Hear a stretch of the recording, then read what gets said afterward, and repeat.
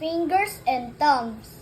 Once, all the fingers of the hand gang up against the thumb. The shapely fingers teased the thumb for being short and stout. They teased him. Ugly thumb, ugly thumb. The thumb grew sad and decided not to be in the company of fingers anymore. He sat there unmoving. When the hand needed to write or hold anything, it couldn't. The fingers realized that even though the thumb didn't look like them, he was more useful than all of them.